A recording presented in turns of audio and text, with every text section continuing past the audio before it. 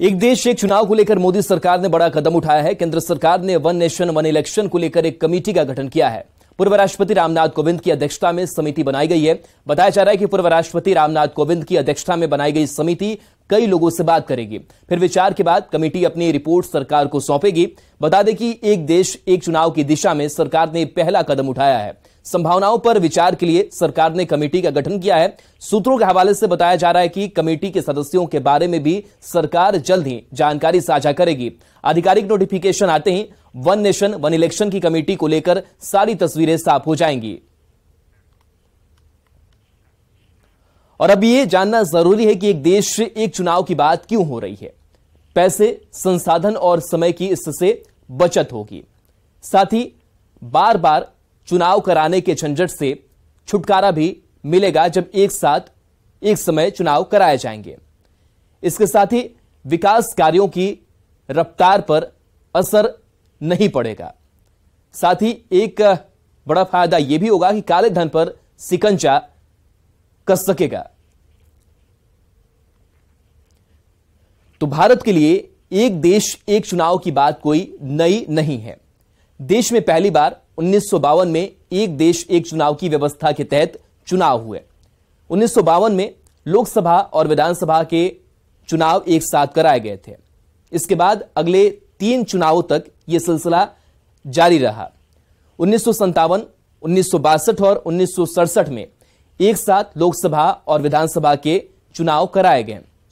1968 के बाद कई राज्यों की विधानसभा समय से पहले भंग होने के चलते सिलसिला ये टूटा।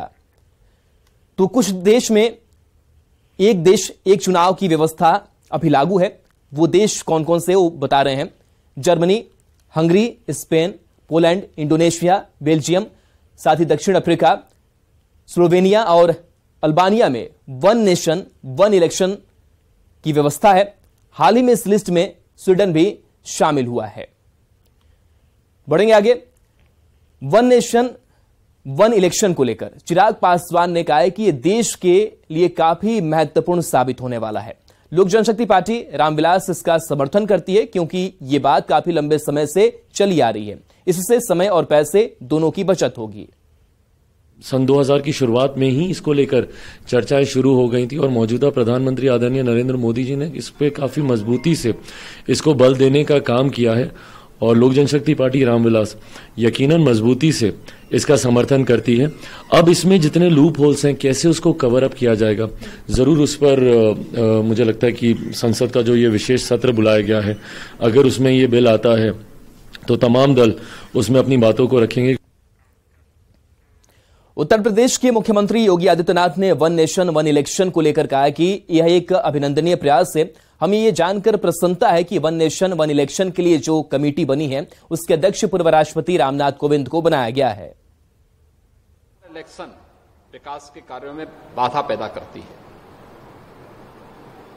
क्योंकि इलेक्शन की एक प्रक्रिया को कम से कम 1.5 महीने का समय लगता है और 1.5 महीने का यह कार्यकाल विकास की सभी प्रक्रिया को या नए नीतिगत निर्णय लेने में, विकास की प्रक्रिया को तेजी से आगे बढ़ाने में कहीं न कहीं बाधक हो जाती है। इसके लिए आवश्यक है कि लोकसभा, विधानसभा और अन्य सभी प्रकार के इलेक्शन को एक साथ हम आयोजित करें। एक बेहतरीन पहल हुई है।